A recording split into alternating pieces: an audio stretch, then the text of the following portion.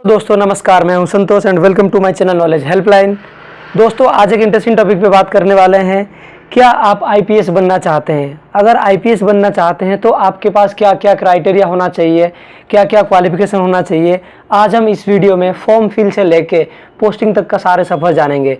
चलिए ये वीडियो शुरू करने से पहले मैं ये बताता हूँ, जो मेरे चैनल में नए हैं सब्सक्राइब करें, लाइक करें एंड शेयर करें। दोस्तों सबसे पहले ये बात करते हैं आईपीएस यानी इंडियन पुलिस सर्विस। ये जो एग्ज़ाम होता है कंडक्ट कौन कराता है?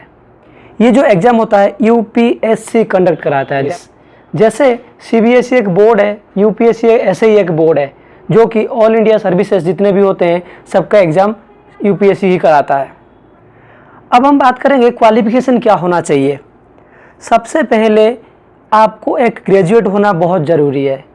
चाहे आप बीए करें, बीएससी करें, बीकॉम करें, बीबीए करें, बीसीए करें, या कोई इंजीनियरिंग हो या कोई मेडिकल हो या कोई भी डिग्री कोर्स जो आपके पास हो।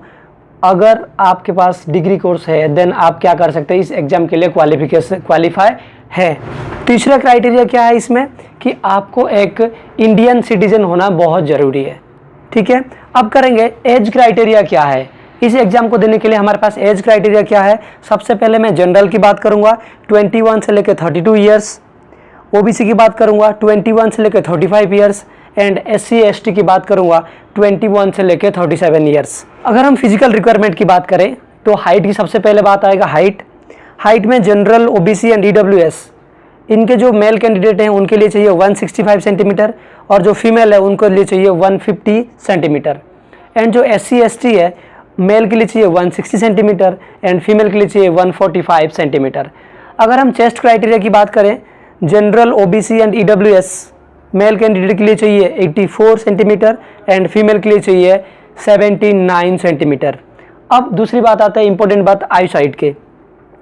अगर हम डिस्टेंस विजन देखें, दूर के विजन देखें तो 6/12 और 6/9 चाहिए। अगर नियर विजन देखें J2 चाहिए और J1 चाहिए। J2 वीकर सेक्शन के लिए चाहिए यानी वीकर आई वालों के लिए चाहिए जिनका आई साइट बहुत वीक है, और J1 चाहिए हमारा हेल्दियर।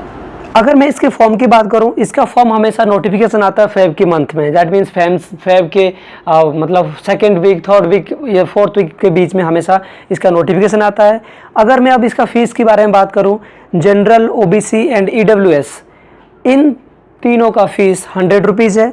एससी एसटी वुमेन इनके लिए कोई भी फ़ीस नहीं है, यानी फ़ीस है ये एग्जेम्प्टेड है, इनको कोई भी फ़ीस देना नहीं पड़ेगा, इनके लिए फ्री ऑफ कॉस्ट है।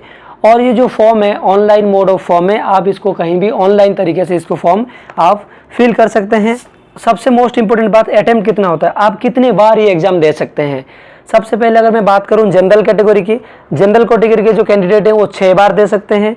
ओबीसी कैटेगरी के जो लोग हैं वो 9 टाइम्स दे सकते हैं। बट जो एससी एंड एसटी लोग हैं वो कितने बार दे सकते हैं, एज लिमिट, यानी एससी एसटी के लोगों के लिए यहाँ पे एक अपॉर्चुनिटी है कि उनका एज लिमिट जहाँ तक था दैट मीन्स 21 से लेकर 37 और उतना तक दे सकते हैं। सबसे पहले यहाँ पे एक बात इंपॉर्टेंट नोट करना, अगर आपने फॉर्म फिल कर दिया है बट अगर आपने प्रीलिम की एग्ज़ाम नहीं दिया है तो आपका एग्ज़ाम यानी अटेम्प्ट काउंट नहीं किया जाएगा। तो बहुत सारे बच्चे क्या होते हैं, फॉर्म फिल कर देते हैं लेकिन एग्ज़ाम नहीं देते। तो ये ध्यान रखना, आपका अटेम्प्ट बिल्कुल काउंट नहीं किया जाएगा। आपका अटेम्प्ट अगर शुरू से 6 है तो 6 ही रहेंगे। क्लियर है? तो अगर आप बिल्कुल तैयारी कर रखे हैं देन आप एग्ज़ाम दीजिए, नहीं तो आपका अटेम्प्ट खराब नहीं करना। अब दोस्तों बात करेंगे मोस्ट इंपॉर्टेंट की बात कि एग्ज़ाम पैटर्न कैसा होता है। यूपीएससी आईपीएस के लिए 3 एग्जाम पैटर्न करता है, like prelims, mains and interview. Prelims में 400 मार्क्स होता है, मेंस में 1750 मार्क्स होता है एंड इंटरव्यू में 275 मार्क्स होता है। दोस्तों हम एक एग्जाम पैटर्न एंड सिलेबस के ऊपर अलग सा वीडियो बनाएंगे जिसके ऊपर प्रॉपर डिटेल से करेंगे। अब देखिए क्या होता है, कोई अगर प्रीलिम पास होता है फिर वो उनका मेंस एग्जाम देना होता है, मेंस के पास होते ही फिर इंटरव्यू में जाते हैं। मेंस और इंटरव्यू दोनों मिलकर कट ऑफ निकलता है। अब हम बात करेंगे ट्रेनिंग सेक्शन की। जितने भी कैंडिडेट फाइनल लिस्ट में आते हैं उन सबको लवासना भेजा जाता है, यानी लाल बहादुर शास्त्री नेशनल एकेडमी। कहाँ पे है? मसूरी, दैट मीन्स उत्तराखंड में है। इनको वहाँ पे सारे कैंडिडेट को वहाँ भेजा जाता है। दैट मीन्स 3 महीने की इनका फाउंडेशन कोर्स होता है।